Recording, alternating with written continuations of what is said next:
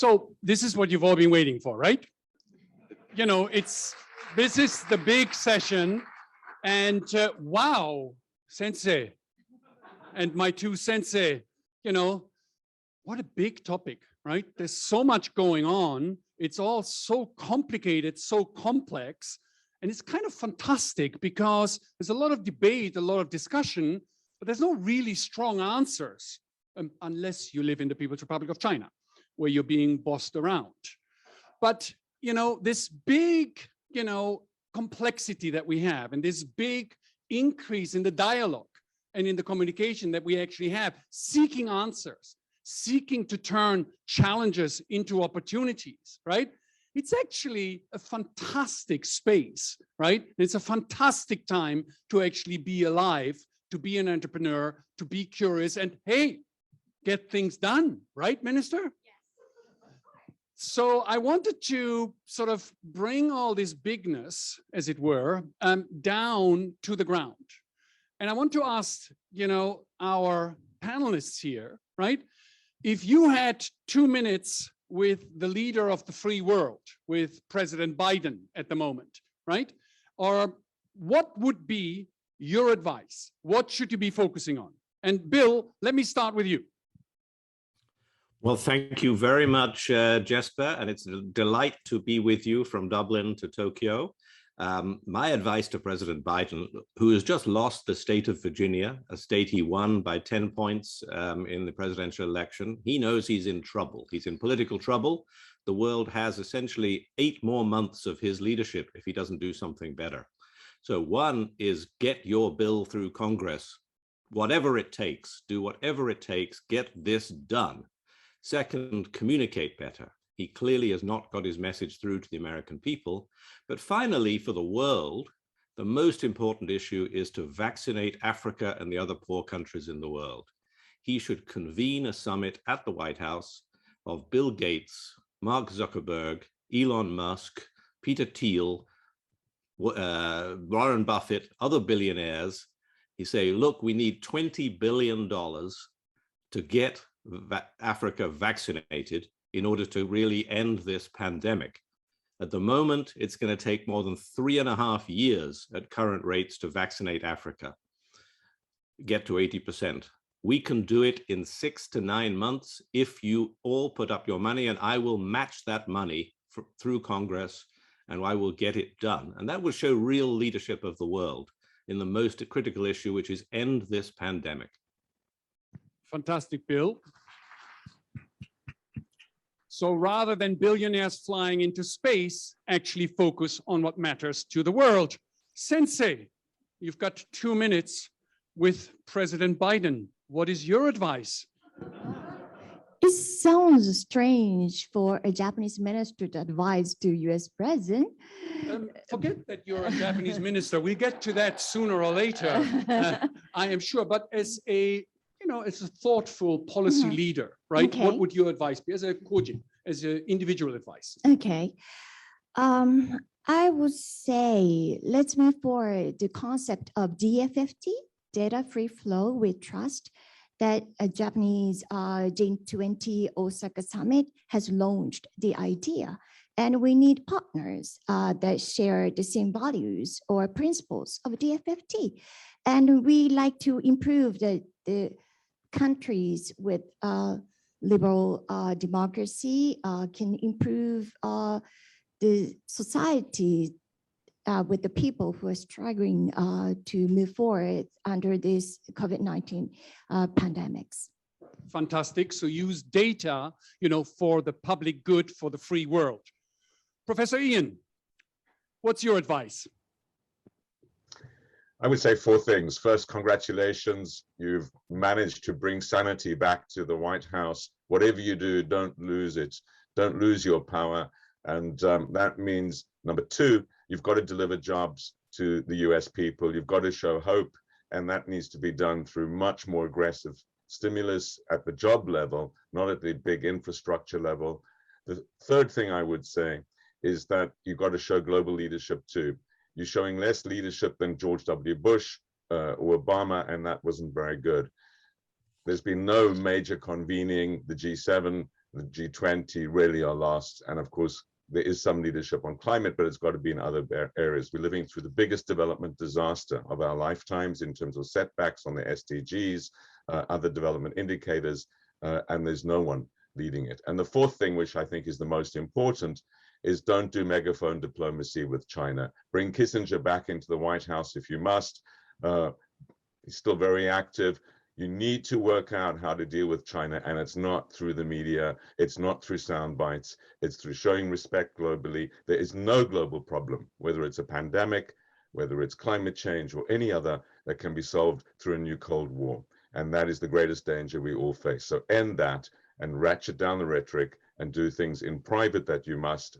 And there's certainly lots to be done, but don't use megaphone diplomacy with China. Bill, following on to that, I mean, the Cold War, or the new Cold War with the People's Republic of China against the rest. Bill, how worried are you, and what's your prognosis on this? Well, I think I'm right. I think Ian Goldin is right. This is the most scary development of recent years, is this Cold War between the US and China. I mean, if we focus on the pandemic, the crisis we've been living through for the last 2 years, this should have been a crisis that brought the world together. Quintessentially global issue, discriminates in no way between nation, geography, race, age, etc. It should have brought us together. Actually, it's driven us further apart. It's been used as a tool of systemic rivalry. So that really does scare me.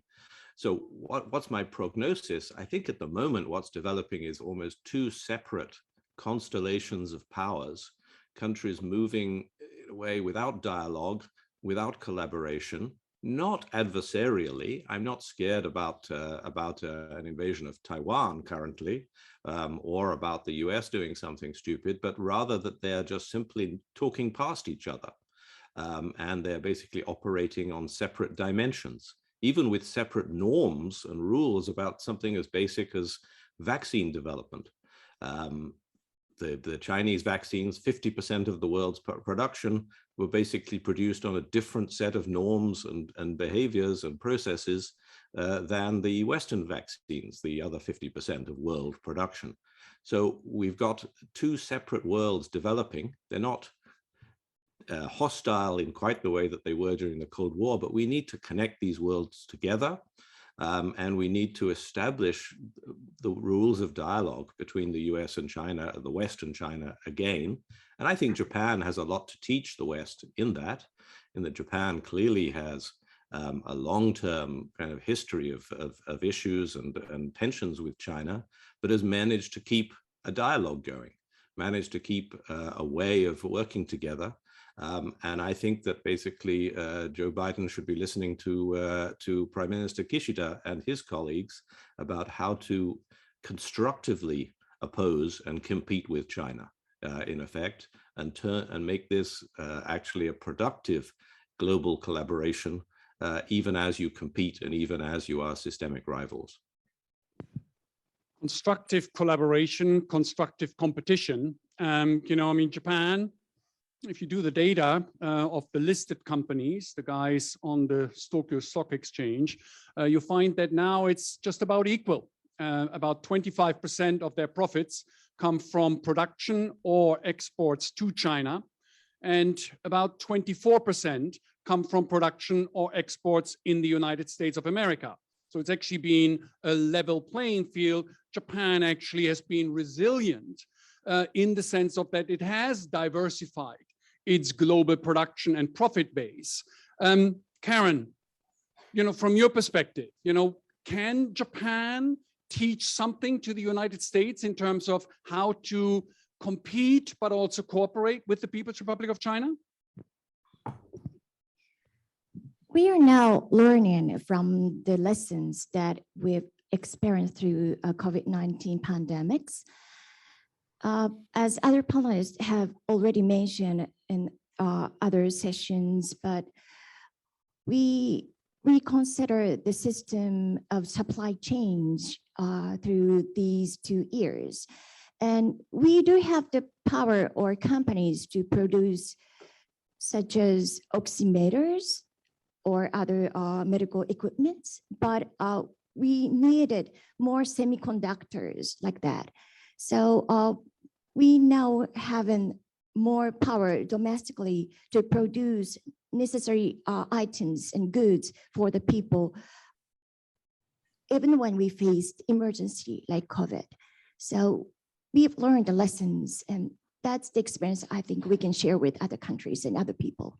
Right, fantastic.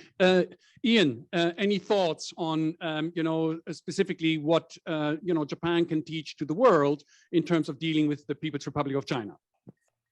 Well, I think it does provide a very, very good lesson. It's been able to have this ability to talk dialogue in private and benefit hugely. And so incidentally is Taiwan, one of the biggest investors in China, or Taiwanese people, Taiwanese firms. The supply chains are totally integrated. So they have managed that creative tension. The US in practice is, US firms equally, you mentioned the stock market in Tokyo. Similarly, in the US is utterly dependent on not only supply chains, but exports to China. And the biggest firms that are thriving, especially the technology firms, have very much been part of that. And now we see it with investment. In fact, one of the ironies is that trade and investment is at record levels between China and the US at the moment. So in practice, it's going on, but the danger, and particularly after losing Virginia, the danger is that the one thing that unites the parties in the US, the only thing that Biden can really play very aggressively to the Republican base, is bashing on China. And that's what's so dangerous about this. And I'm not as optimistic as Bill. Wars happen, conflicts happen by accident, not generally by design. And that's the situation. When you ratchet up and you have more and more aggression and more things on the edges of it, as we're seeing already in the South China Sea, you often not far from a mistake by either side. And that's what worries me. So it's a dangerous time, and it needs to de-escalate, I think, very urgently. Japan has a very central role. Of course, it would be one of the biggest losers from any conflict that occurred between China and the US. So I think Ian makes a hugely important point about actually a growing divergence between politics in the homeland, right? The anti-China card plays very well. It's populist, while actually business, right, in terms of the connectivity and the interdependence, is actually increasing its, interconnectivity with the People's Republic of China, right? And this tension, right, is quite interesting. Bill, how worried are you about this?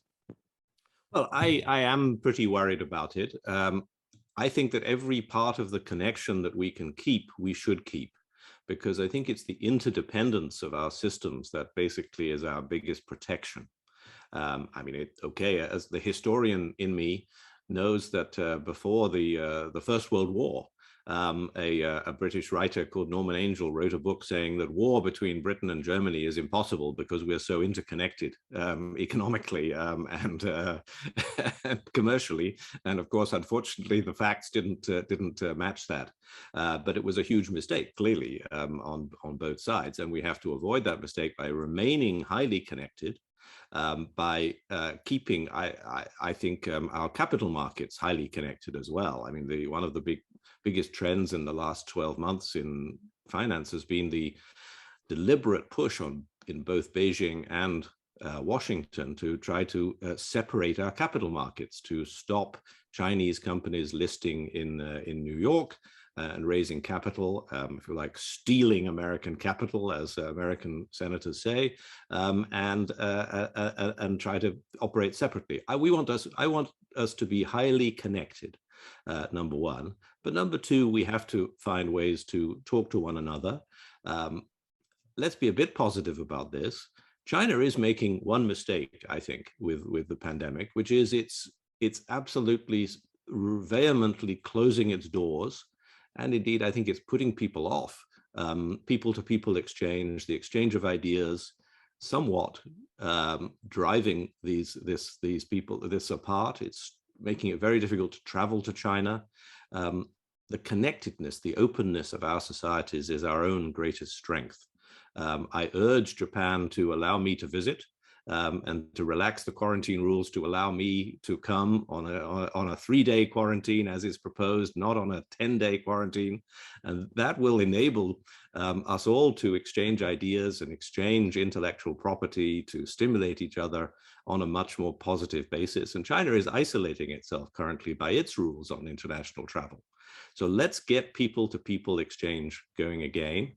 Let's get interdependence absolutely strong, but also we have to have dialogue, as Ian says, not megaphone diplomacy, but private dialogue between leaderships in all of our countries.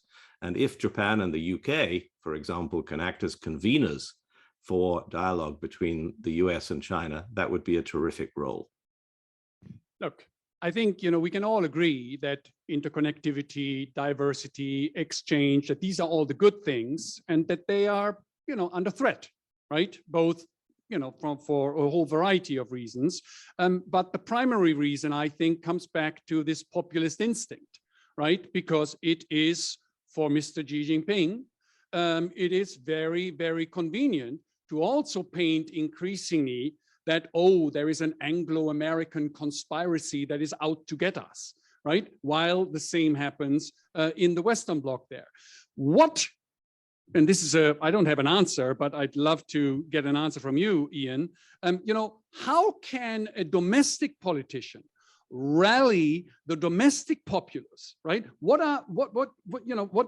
is your advice, right? What should you be doing? And whether that's in America, whether that's in Japan, what are the issues that could rally, a real positive populist movement?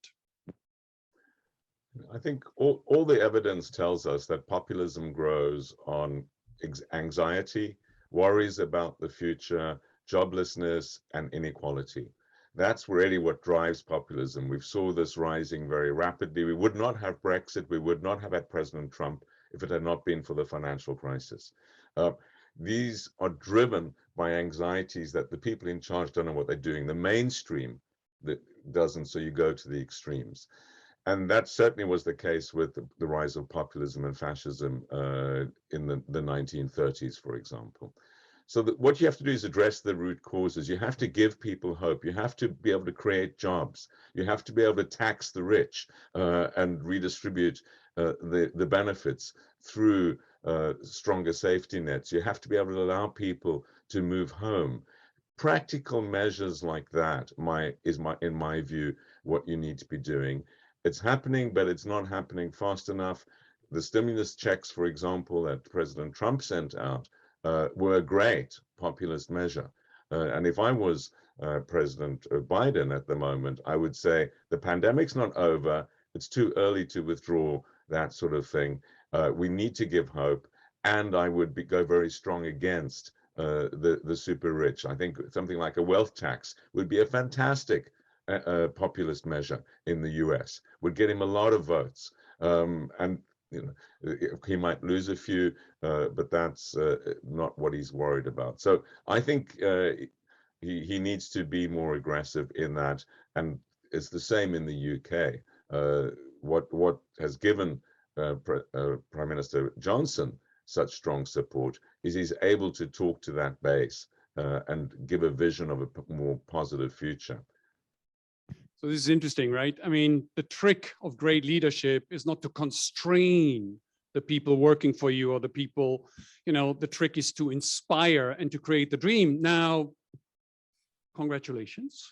She's just won her 4th election in, a fierce, district. So let me ask you, Karen, what dream, how do you inspire, in your district? How do you inspire your electorate? Thank you very much. I could survive the 4th election. I'm very so much relieved to be here. And you still have a voice.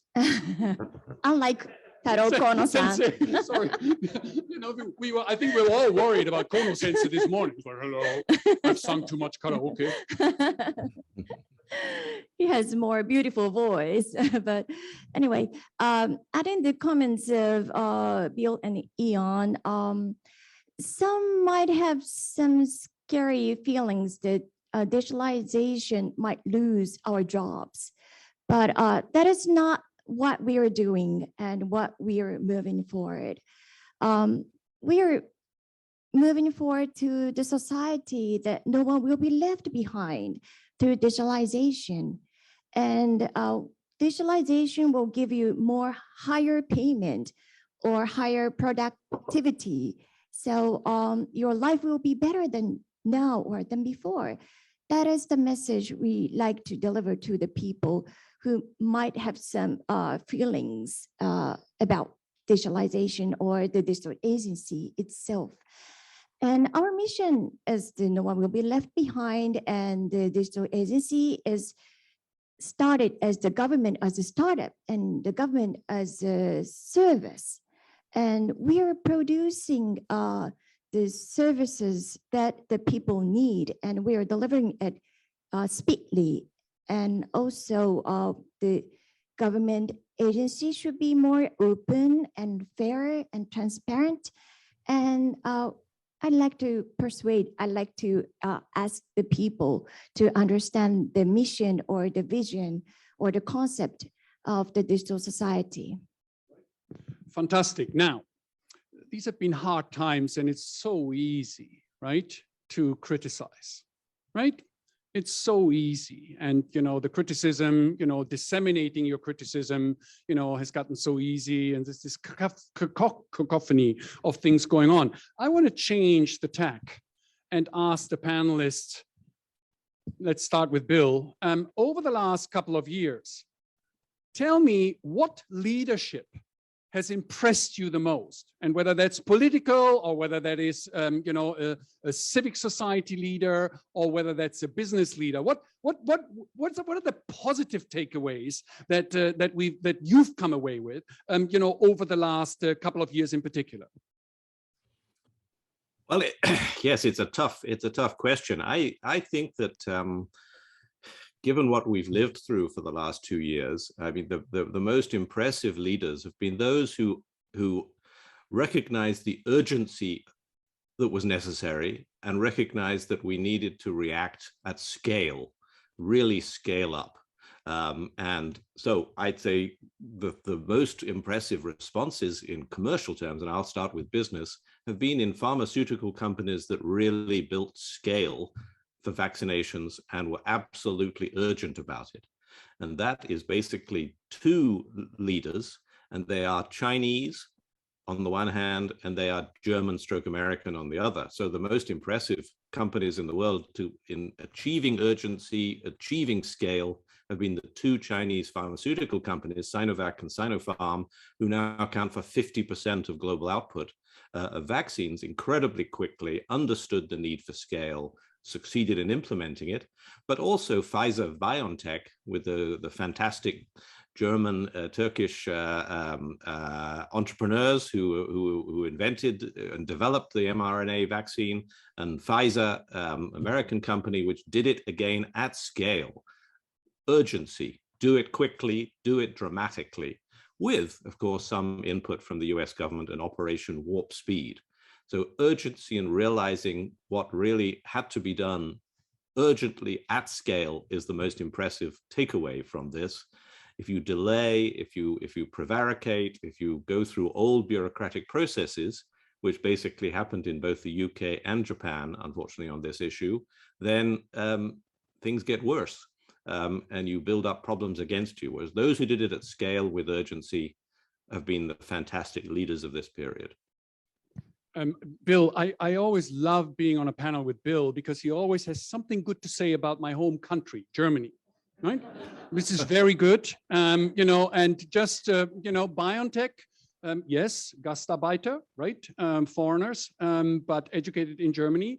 And BioNTech went from 0 to actually now accounting for almost 1/4 of German GDP. And given that they started from nowhere, right, boosting it by 1/4 of GDP, I mean, if you ever want a rationale for why, yes, you need more entrepreneurs and more startups, this is a great example. Now, Ian, what about you? What are the developments outside of German BioNTech and the German soccer team? which lost tragically. Ian, what leadership has impressed you the most? Well, let me make you happy as well, Jasper. I think by far the most impressive global leader has been Angela Merkel over the last 16 years. She's the only person that survived the financial crisis and stayed leader in Europe. She's held Europe together in a most remarkable way, and we need to pay tribute to her as she steps down this year. She's changed her mind, which very few leaders do, not least on Europe, allowing Europe to borrow for the first time. I think the European Green New Deal is incredible. She's managed to stay neutral and lead Europe to be neutral on this China-US conflict. And I think now Europe is going furthest on climate change and in many other areas. It's the most remarkable area of the world in terms of removing borders, the free movement of goods, people, and information. And I think if one wants an inspiration for the future, whether it's on human rights and democracy, whether on economic progress, climate change, or on managing politics, one needs to go no further than look at Angela Merkel. Yeah, and as a German, I can say it helps that she is a scientist by background and then became a politician. If you try and do this the other way around, it's not going to happen. Karen, from your perspective, the most impressive leadership, and you're not allowed to say your current boss. Okay, I do admire the Germany leadership, of course. You have a very bias here. This is not good.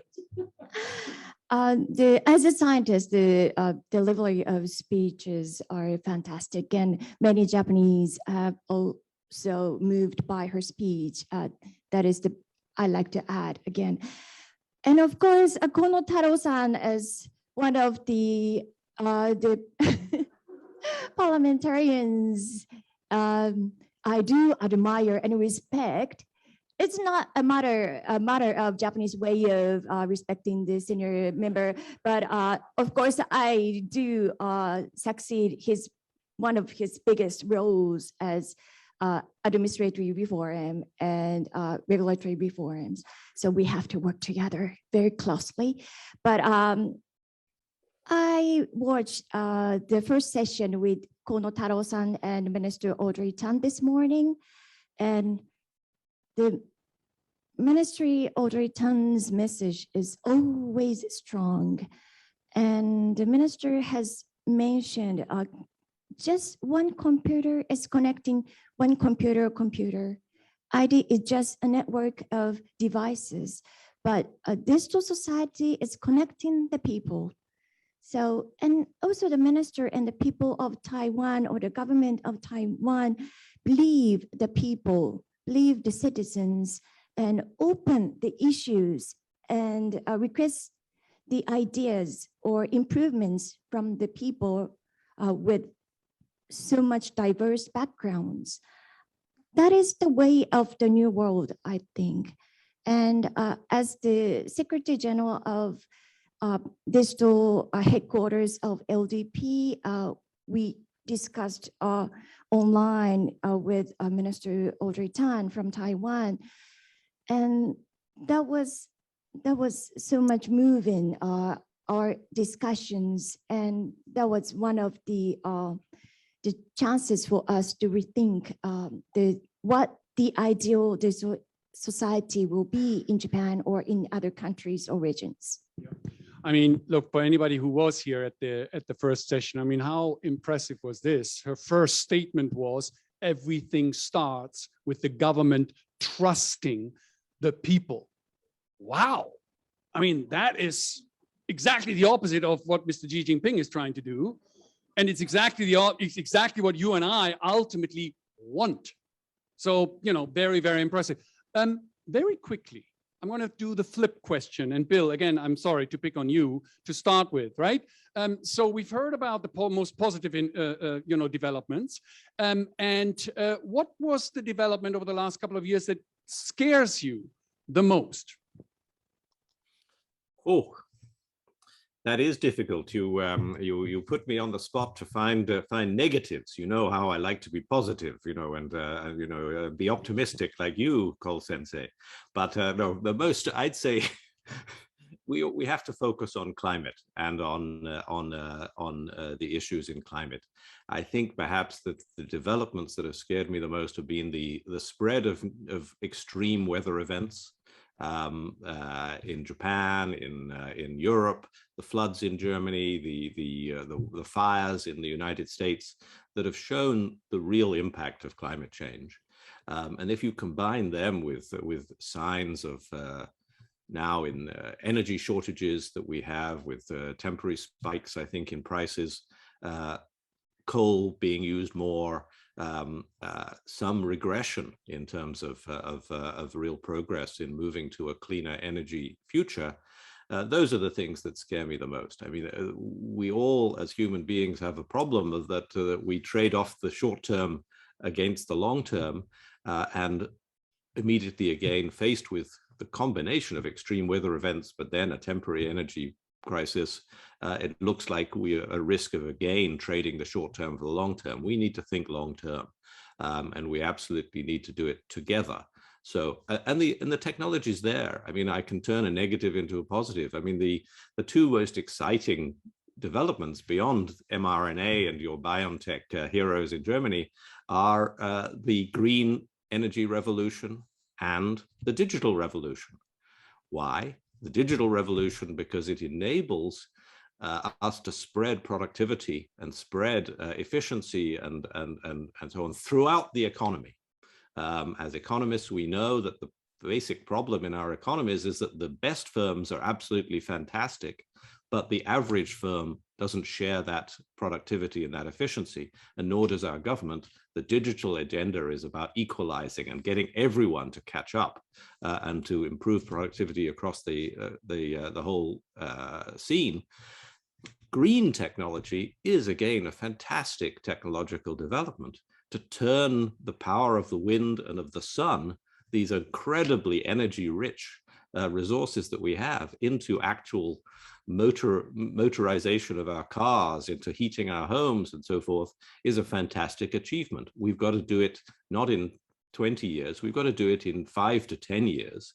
And the achievement of that green technology revolution has got to be the biggest target that we all have in our companies and in our societies. We've got the chance to do it, but every time I see us flunking that chance and taking the short term out, I get scared. So we need to seize this technological, optimistic possibility. Excellent. Ian. Well, my biggest worry is the total failure of global governance. It's unfit for 21st century purpose, and the manifestation that we're seeing, apart from climate, that Bill has mentioned, is clearly the pandemic. You know, I've been arguing, others have been arguing, this is absolutely inevitable. We have basically undermined the World Health Organization and other organizations who get less budget than one battleship. When all the intelligence agencies will tell you that the chance of a pandemic killing us are 1,000 times greater than a military conflict. Why do we have this complete rear view mirror to understand risks we're facing and the failure to manage it? So pandemic was inevitable, we failed to stop it. And of course, now that it's happening, what's very worrying is not only the failure of the global response, not least on vaccines around the world, but the inability to stop negative news. So the big negative for me, which has really manifested itself, is the anti-vax movement, for example, fake news, and we see it on climate and in other areas as well, and the apparent inability of facts to matter. We saw it very, very prevalently in the Trump White House, but we're seeing it in all the time now in the failure to take up vaccines.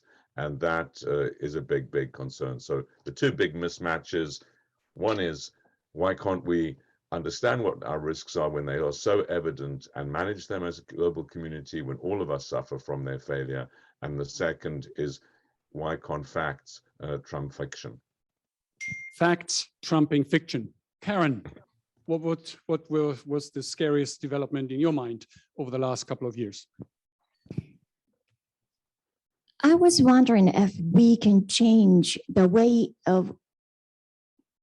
we were working as government or the service providers. We Japanese tend to stick to the perfectionist, like we should be perfect, or the formulation should be perfect, or the system should be perfect. But if we prefer to have the perfect type of service, it will take so much time. So as we, the digital agency, we try to be agile, but we're still wondering if the Japanese people will be okay with the working style as agile. Of course, the principles or the basic rules should be concrete and we should be stick to it, but we can do it. We will start with the beta, and if we have some improvements, we will improve and it will be better step by step, and we can provide services faster than being the perfect one. So we hope the people will get to the new style of working. Perfect is the enemy of good. And if you're truly resilient, right, you will be able to reinvent and to do Kaizen to actually improve as you go along, right? Now, just very, very briefly, we started out by trying to bring a big topic down to something concrete, addressing the leader of the free world, Mr. Biden. I want to bring it down to the ground level here in Tokyo, here in Japan. Bill, if you had, 1.5 minutes, because Japan is improving efficiency, and Mr. Kishida is good of hearing, while Biden probably is not. You have 1.5 minutes. What is your advice? What should Prime Minister Kishida be focusing on? Well, I think my advice to Prime Minister Kishida is that your target should be people, people, and people, human capital. By which I mean getting the great resource of Japan, which is well-educated population, to be both wealthier and more productive. Target rising wages, rising consumption, but especially rising productiveness. That means overwhelmingly, number one, women. Women in the workforce, women in companies, women as entrepreneurs, because that's half the population and the most underexploited or under-fulfilled part of the population productively. But also it means men. So it means reform the labor laws to stop Japan being a cheap labor economy. It needs to be a high-wage economy. It needs to be the Switzerland of Asia. And the route to that is higher wages for people exploiting and rewarding their human capital. So focus on that. New capitalism is the right target. Equality is the right theme, but now you've got to get it done. So turbocharge womenomics. Ian, what's your advice? It would be very presumptuous of me as an outsider to give advice to the new Prime Minister, but if you insist, I would focus on two big areas, in addition to what Bill has mentioned.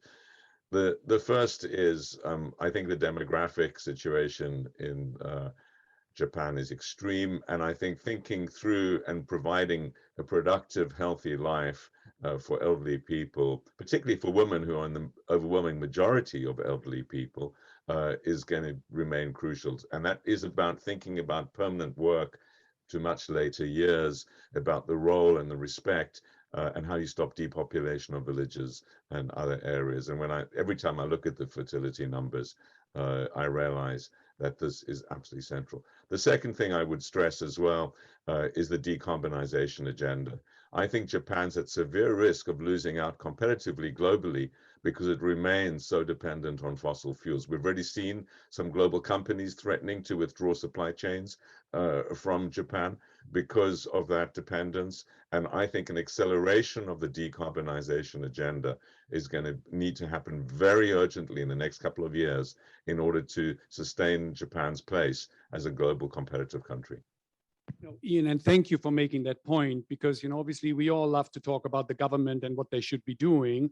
The reality is that the parameters have changed, because finance is now at the centerpiece of this whole ESG push, right? The pressure on Japanese companies, not from Keizai Sangyosho, but from investors, is actually from the big investors, not the hedge funds, from the big guys, right? The long-term stable capital is actually growing, and that can have huge accelerating and positive impact, right? For the Japanese companies to get their act together. Now, what do you tell Kishida-san? Please focus on this. Here's listening the people's voices from Hokkaido to Okinawa from many generations. And when we listen to the voices from the elderly people, they do have very much high expectations on the idea of the digital or garden city policy. And we have to have more successful examples on this policy. That will be the one thing. And the other thing is we need to listen to the voices from school children or the younger generations. We have idea boxes of the digital agency open through Twitter, and we've received 200,000 voices from school children. And some said the teachers should have more IT skilled.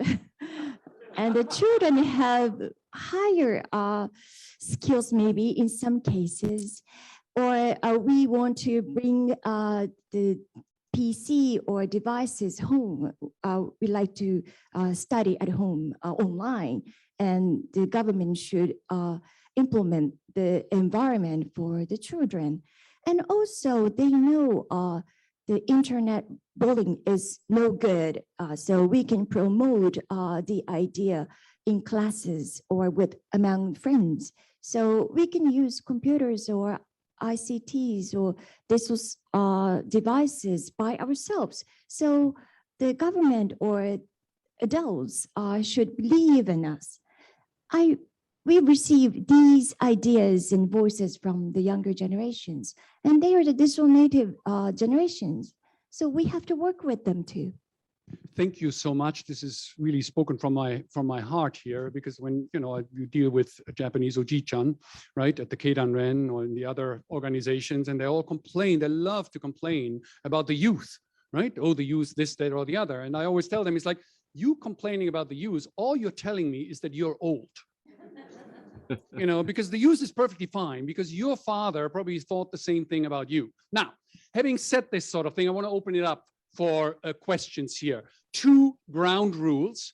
The first one is, please, ask a question for specific panelists. And the second ground rule is, if you do take more than 30 seconds to ask the question, you have to buy a bottle of champagne for everybody in this room.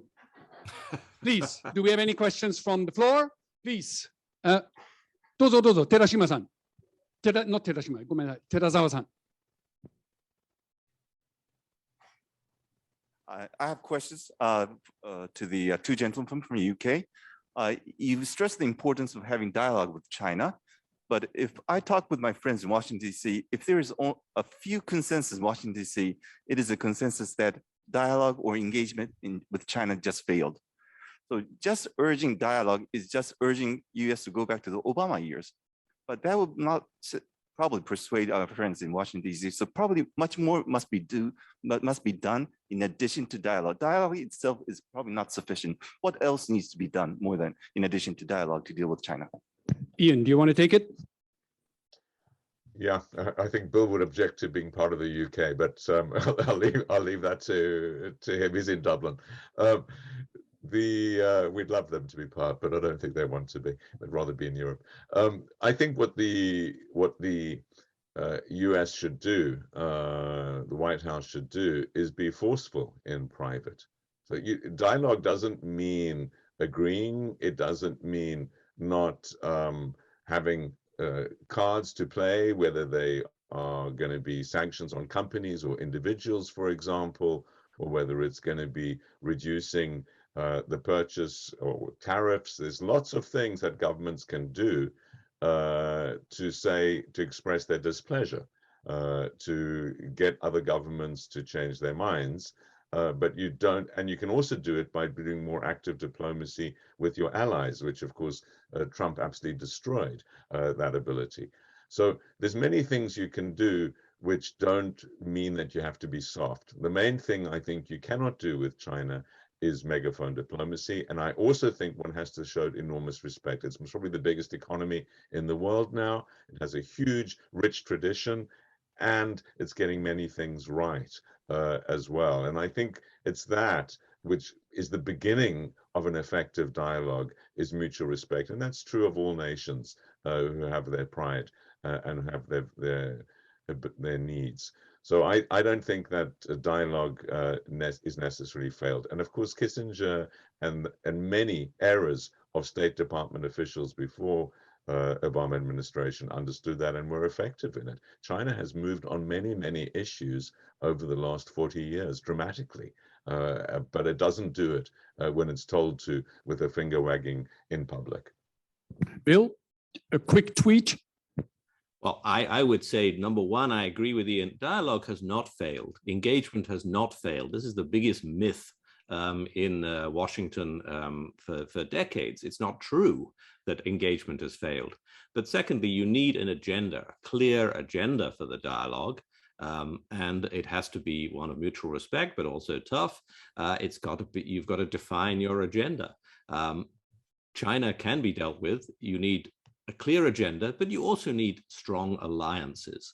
So the greatest asset in dealing with China is the sense that China is on its own and the rest of us are together. We need to actually build our alliances to make our dialogue stronger, which means not tearing a submarine deal out of the hands of the French.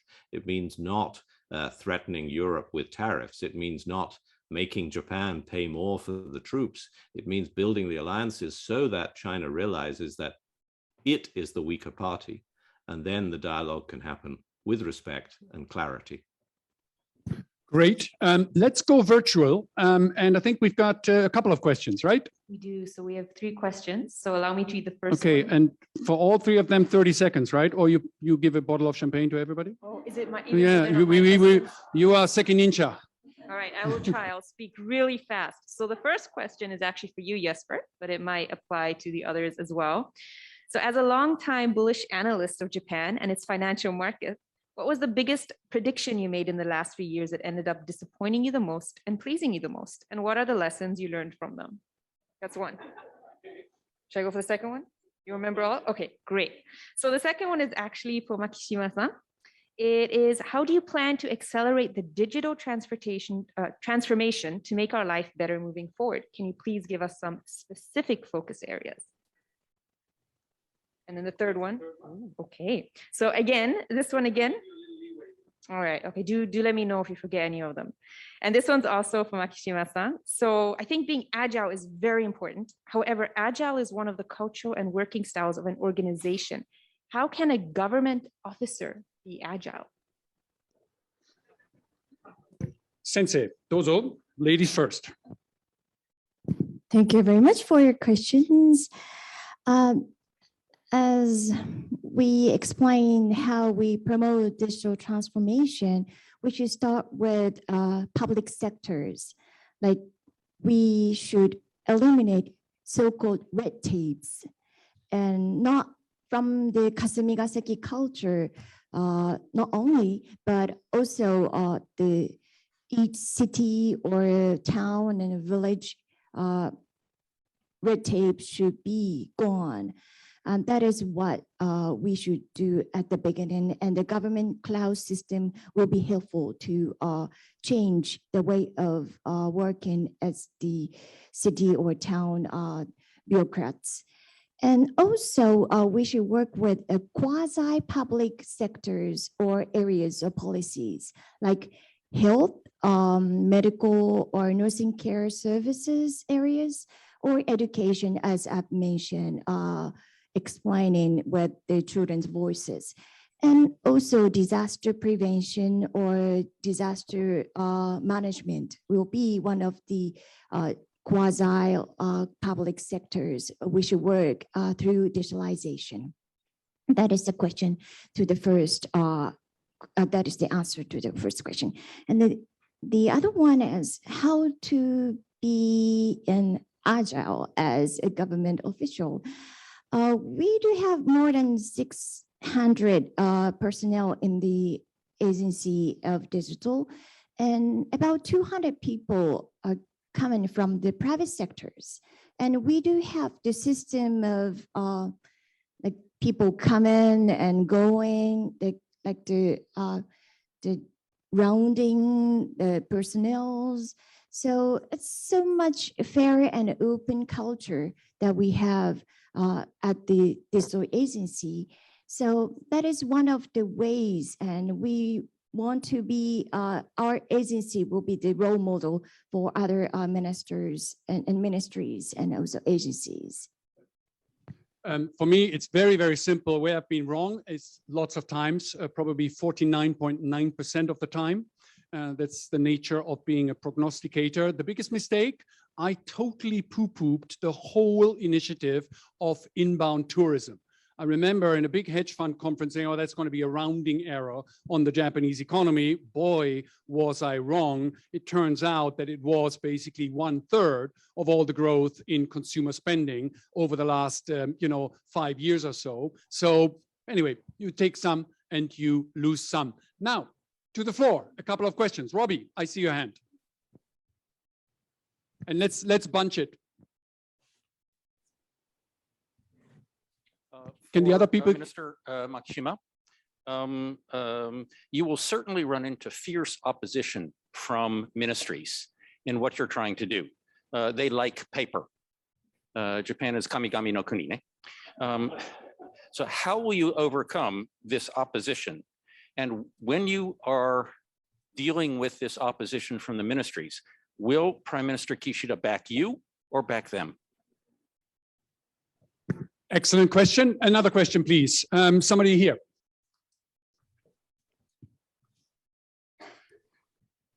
Please raise your hand. My question to Makishima-san as well.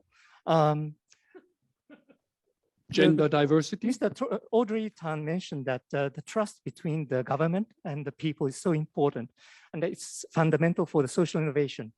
Would you let us know what kind of support we can do from the business leaders to create the connectivity between the people and the government? Excellent. And one more question over here. Yes. Hi, Kelly Langley. My question is for Makishima Sensei as well. Regarding digital policy and kind of your move forward, what are some areas to build trust, as was mentioned by Audrey Tang this morning? What are some quick wins that you hope to focus on? And if you can elaborate on how you might be different from your predecessors in terms of where your priorities may lie. Thank you. Sensei, the floor is yours. I shall I would like Kono-san to pick one question. Kono-san, come on up. Kono-san, come on up. Kono Sensei. Yeah. Tough ones. Answering to the culture of kamigami, paper and hanko, Kono-san has struggled a lot and he has thought a lot, and he is still here right now, and he is backing what I'm doing as minister. So we do have so many supporters among the parliamentarians and also the staff in each ministers and agencies. And of course, Prime Minister Kishida will be backing what we're doing as administrative reform or regulatory reform. We have to do it right now. And you can tell him, if he doesn't back you up, call Hori-san, and the entire G1 community is going to bash Mr. Kishida. So just to give a little backup here. Right? What about the second question? What can the private sector, what can business leaders do to accelerate and support you? I think we need some successful examples from the private sectors. And through the experiences, oh, we did this one, or we could succeed this one, through these experiences, I think we can move forward. So the collaboration with the private sectors is so much essential to be innovative in the world of Japanese society. And also we are facing the aging society, and some say the aging is a little bit sad or is struggling or the difficult things. No, we can have so much promotion or the growth, even we face the aged society. So we have to have that in mind and share the concept. That is the way of Japanese manner of digitalization, which is a little bit different from other countries, but we can be innovative and we need to believe in it. Right. Celebrate success, believe in it, and that's where business leaders, can be a good example. I think the third question very quickly was, what are the markers? What are the milestones? What is your top priority? What do you want to achieve? I succeeded the tasks from Kono Taro-san and also Hirai-san, which means I have to deal with digital reform, regulatory reform, and administrative reform at the same time at once. And that is the key concept that we have to face right now. So we have so many rules and customs, like the check should be in person, or the person should visit the site to check the systems. But we can do it remotely, or we can do it with the systems or the technologies. We do have the high level of technology, but the level of laws or systems or customs is so much lower than the technology level. So we have to fit the level to the higher level of the technology. That is what we have to do with these three reforms. Fantastic. One last batch of questions, please. Hi, those are at the back there. Thank you very much. My question is to Minister Karen-san, Makishima Sensei. Sorry. Well, you touched upon the Taiwan's Minister Audrey Tang. Are you planning to collaborate with him and with Taiwan in the future? So that's a quite short question. Dozo. From the private sector to the private sector, from Japan to Taiwan, we do have so much connections, and the friendships among the people of Taiwan and Japan are so much deeply connected. So from that perspective, I think we can collaborate each other, but it is so much difficult to mention it politically, as you know. So that is the end of my answer.